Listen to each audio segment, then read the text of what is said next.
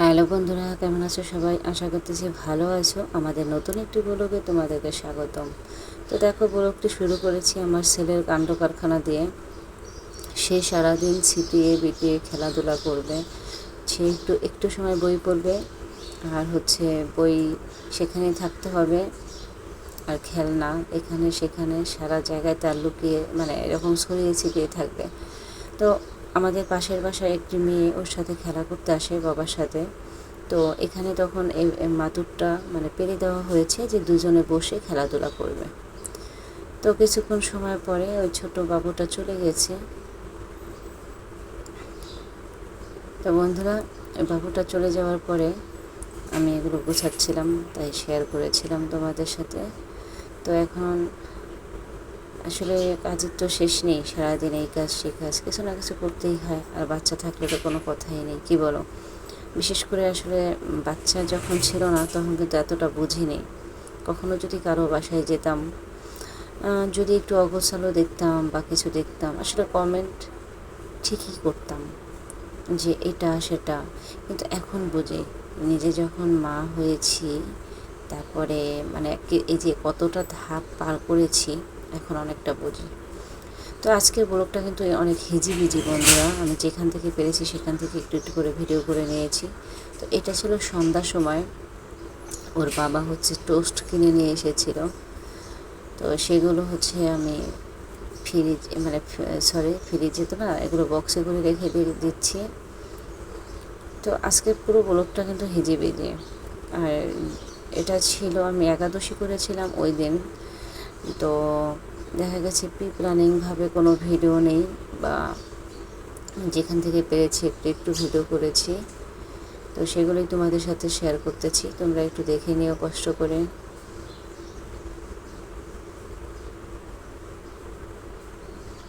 তো আমাদের কষ্ট সফল হবে কবে জানি না। তো পৃথিবীতে যে কোনো কাজের সাকসেস কিন্তু তখনই, যত কষ্ট বলো, যত কিছুই বলো, যখন তুমি সফলতা অর্জন করতে পারবা, সেখানেই তোমার সব কিছু। তো আমরা কি সফল হব কি না জানি না, কারণ আমাদের ভিডিও কোয়ালিটি বলো, আমাদের সব কিছু বলো, সেটা ওই রকমভাবে আসলে আমরা করতে পারি না। জানি বুঝি সবই, তাও আসলে অনেক সময় হয়ে ওঠে না। তো তাও আমরা চেষ্টা করতেছি। তো যদি আমাদের ভাগ্যে কপালে কিছু থাকে, তাহলে ভালো ভালো কিছু অবশ্যই হবে তোমাদের আশীর্বাদে। তো চানাচুরও নিয়ে এসেছি। তো টোস্টটা তো আমি ভরে রেখে দিয়েছি, এখন চানাচুরটাও রেখে দেব।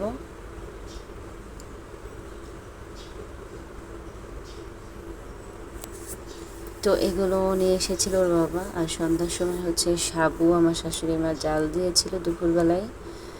তো সেই সাবুটা আসলে খাচ্ছিলাম, তো সেটাও তোমাদের সাথে শেয়ার করেছিলাম। আসলে ওই দিন একাদশী ছিল।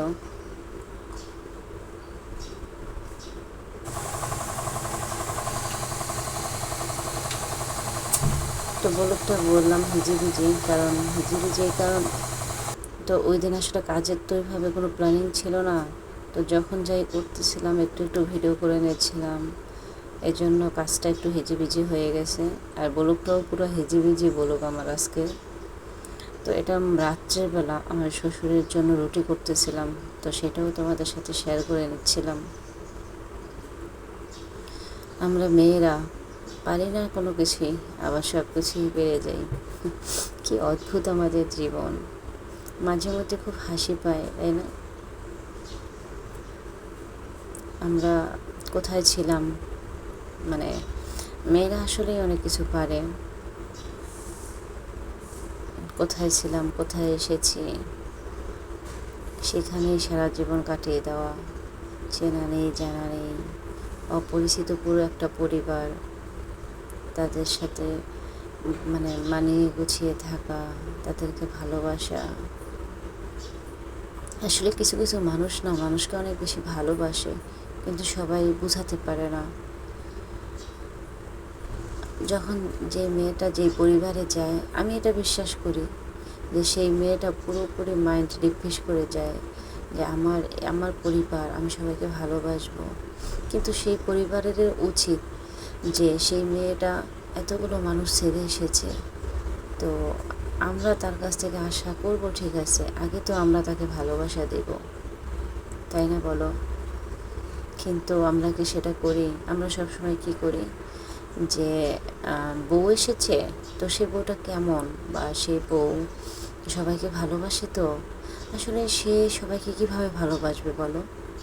তার জীবনের 16-17 বছর তার মানে পড়াশোনা বলো বা এমনিতেও যদি একটা মেয়ে দেখা গেছে বিয়ে তো 18 বয়সের পরে হয়, তো যদি 25 বছর মানে 25 বলো 22 বলো যখনই হোক, তো সে যদি 25 বছরে একটা বয়সে এসে বিয়ে করে, তাই 25টা বছর সে কোথায় কাটিয়েছিল? তো 25 বছরের পরে বা 18 বছরের পরে সে নতুন একটি জীবন উদ্ভাবন হয়, তার নতুন একটি জীবন গঠিত হয়, যা মানে যাদের সাথে কখনো চেনে নাই জানে নাই, যেখানে কোনো হাসি কান্নায় কোনো কিছুতেই সে অংশীদার ছিল না, কিছুই না, সম্পূর্ণ নতুন একটি পরিবার। তো অবশ্যই সেই পরিবারের মানুষগুলো তাকে সাপোর্ট করে নেওয়া উচিত। আমি যেটা মনে করি যে সেই মেয়েটাকে স্পেস দেওয়া উচিত, সেই মেয়েটাকে বোঝা উচিত, সেই মেয়েটাকে রিয়েলাইজ করা উচিত, সেই মেয়েটাকে বিশ্বাস করা উচিত, সেই মেয়েটাকে ভরসা দেওয়া উচিত, যে কোনো কাজে তাকে মানে সাপোর্ট করা উচিত।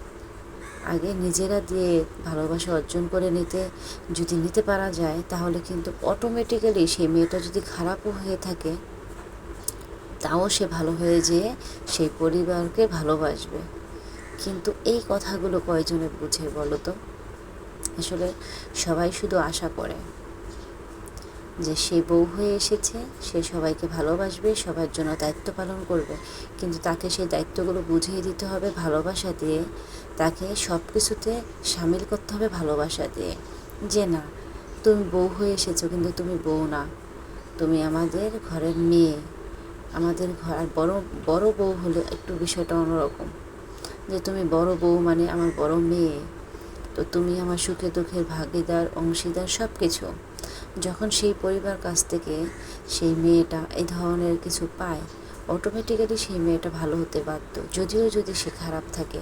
কিন্তু আমি বলবো কোনো মেয়ে কখনো শ্বশুরবাড়িতে কোনো খারাপ চিন্তা নিয়ে আসে না, সবসময় তাদের পজিটিভ চিন্তাধারা থাকে, বা এমন একটা মন মানসিকতা থাকে যে না শ্বশুরবাড়ির সবাইকে আমি অনেক ভালোবাসবো, তাদের সবার জন্য অনেক কিছু করব, অনেক কেয়ারিং করব, সবাইকে অনেক ভালোবাসা দিব।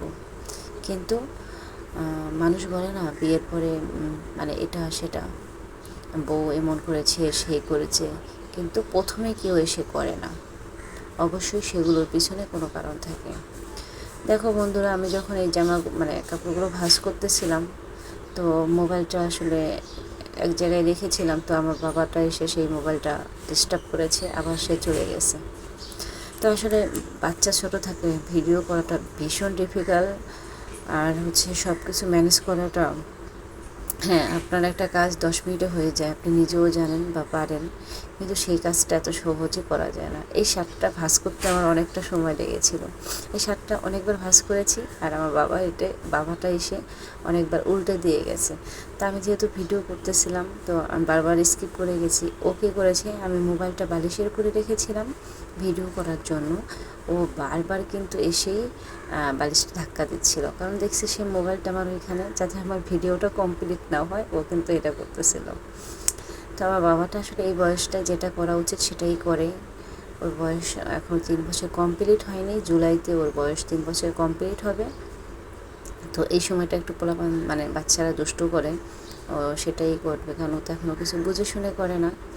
তো বন্ধুরা, আমার বাবাটার জন্য সবাই অনেক আশীর্বাদ করবে, ওকে নিয়ে আমার অনেক স্বপ্ন, অনেক ভরসা।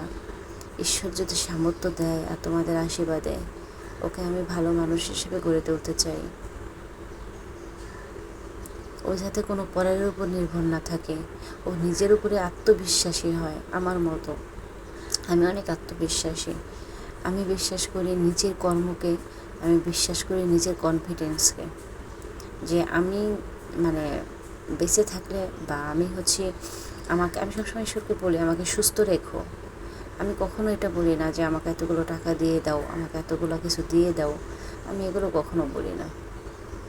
আমি সুস্থ থাকলে আমি বিশ্বাস করি পরিশ্রমকে, আমি পরিশ্রম করলে অবশ্যই ভগবান আমার সহায় হবে, আমার জন্য ভালো কিছু হবে। তো আমি চাই যে আমার বাচ্চাটা যাতে সুন্দরভাবে মানুষ হোক, সুন্দরভাবে মানে পৃথিবীতে বেঁচে থাকুক, ওরে যাতে সুন্দর একটা লাইফ ক্রিয়েট করে দিতে পারি। আসলে মা হওয়ার পরে মানে মেয়েদের কত কিছু দিয়ে যেতে হয় বলো, নতুন পরিবেশ, নতুন ফ্যামিলি, তাদের সাথে মানে থাকাটা, তারপরে মা হওয়াটা, মানে নতুন একটা জার্নি। আর সেখানে তো তোমাকে নিয়ে কমেন্টস করার লোকের অভাব থাকবে না। যদিও সেই কমেন্টসগুলো মানে দেখা গেছে তোমাকে কখনো রিয়েলাইজ করে কেউ তোমাকে কমেন্টস করবে না, চোখের সামনে যতটুকু দেখতেছে সেটাই কমেন্টস করে যাবে। তাও মানে যাও ভালো দেখতেছে তা কিন্তু সেটা ভালোভাবে কমেন্টস করবে না, কারণ শ্বশুরবাড়িতে ভালো কমেন্টস করার লোক থাকে না। এখানে শুধু কিভাবে তোমাকে দুইটা কথা শোনাবে সেরকম লোকেই থাকে। আর তোমাকে বোঝার লোক, তুমি তো মানে কি বলবো, তুমি পৃথিবীতে কিছু শিখো নি, কিছু পারো নি, কিছু বোঝো না। তুমি পুরো বাচ্চা হয়ে নতুন জন্ম হয় মেয়েদের শ্বশুরবাড়িতে এসে, আর তুমি সবই মিথ্যে, সবই ভুল। তো বন্ধুরা, সুখে দুঃখে বিপদে আপদে জীবনটা এরকমই। জীবনটা আসলে নিজেদেরই তৈরি করে নিতে হয়, নিজেদের গল্পে নিজেরাই রাজা রানী, নিজেদের মানে সব কিছুতেই নিজেদেরই মানে তৈরি করে নিতে হয় ভালো মন্দ। জীবনটা আসলে এরকমই চলবে, এরকমই মানে হবে। তো সব কিছুর মধ্যে দিয়েও জীবনের ঘোর পাল্টাতে হবে, নিজেদেরকে তৈরি করে নিতে হবে। তো এই জন্য হচ্ছে সবসময় নিজেদেরকে ফিট রাখতে হবে। তো আমিও মানে ওই দিন একাদশী ছিলাম, আসলে শরীরটা অনেক খারাপ লাগতেছিল, তো অনেক দিন গ্যাপ দিয়ে একাদশীটা করছিলাম। কারণ বাবুকে নিয়ে দেখি যে আসলে একাদশী করার পরে ওর উপর অনেকটা প্রভাব পড়ে যায়, কারণ না খেয়ে থাকলে বা ও যে দুষ্ট করে সব কিছু মিলে ওর উপরে অনেকটা প্রভাব পড়ে বলে আমি মাঝখানে অনেকগুলো একাদশী করিনি, তো আবার শুরু করেছি একাদশী। তো ওই দিন আসলে একাদশী করে এই কাজকর্মগুলো করেছিলাম, তো সেটাই তোমাদের সাথে শেয়ার করলাম। তো এখানেও আমি আসলে আরও অনেক জামা কাপড় ভাঁজ করেছিলাম, কিন্তু সবগুলো শেয়ার করিনি। তো হ্যাঙ্গারগুলো আলমারি থেকে বের করছিলাম, যার কারণে একটু ধুলা ছিল, এজন্য হ্যাঙ্গারগুলো মুছে নিলাম। তো বন্ধুরা, কী বলবো, দুঃখের বিষয়, আমাদের নিচতলা বাসায়, এজন্য হচ্ছে ঘরের মধ্যেই সব জামা কাপড় শুকাতে হয়। প্রথমে ধুয়ে বাথরুমে রেখে দিই, বাথরুম থেকে বারান্দায় দিই, তারপরে বারান্দা থেকে যখন পুরো জলটা ঝরে যায়, আরও বেশি মানে শুকনো ভাব থাকে, কিছুটা হালকা হালকা ভিজা থাকে, তখন নিয়ে এসে ঘরে দিতে হয়, কারণ ঘরে পুরো ভিজা জিনিস দেওয়াটা উচিত না।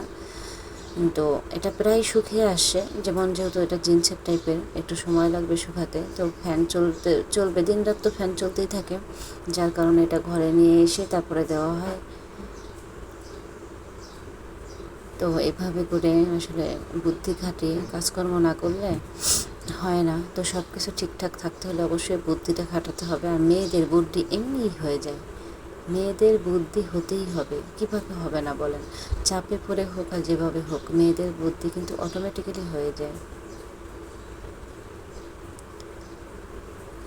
তো এগুলো সব কিছু দিচ্ছিলাম, আর দেখো চোখ মুখের কী অবস্থা হয়েছিল ওই দিন। অনেক দিন পরে একাদশী করাতে ওই দিন শরীরটা অনেক খারাপ লাগতেছিল।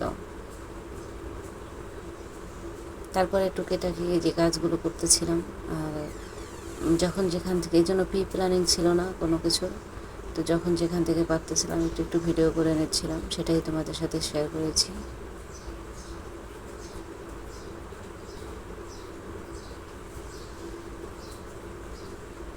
তো একটু আসলে যেহেতু ছোটো বাসা, নিচতলা বাসা, একটু গুছিয়ে গাছিয়ে কাজটা করতে হয়, তো সেই গুছিয়ে কাজটা করা যায় না, কারণ সাথে তো আমার একজন আছে, তাই না। তা আসলে আমি অনেক চিন্তা করি, যাদের 2-3 জন থাকে তারা কীভাবে কী করে, আমি একটা নিয়েই পারি না।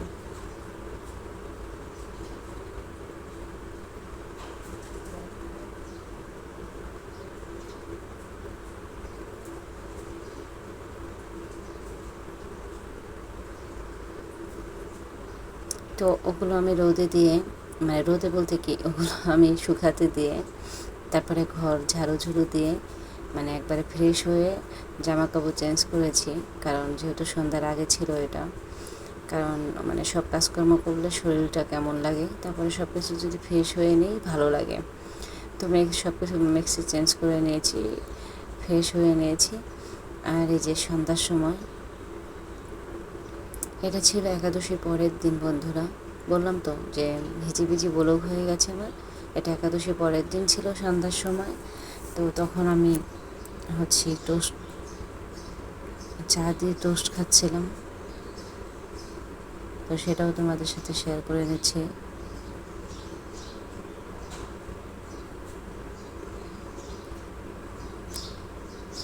আসলে একাদশীর দিনেও যে কাজগুলো করেছিলাম, একাদশীর পরের দিনেও সেই সব কিছুই একসাথে ভিডিও করা ছিল। তো তখন টোস্ট খাচ্ছিলাম, সেটাও শেয়ার করে নিয়েছি। তো ভিডিওটা একটু ভিজে হয়ে গেছে। একাদশীর দিনেরও কিছু ভিডিও ছিল, একাদশীর পরের দিনও কিছু ভিডিও ছিল, সব অ্যাডজাস্ট করে করেছি। তো সব কিছু মনে নেই কোন দিন কোনটা ছিল। তো সবাই ভালো থেকো, সুস্থ থেকো, বাই বাই, টাটা বন্ধুরা।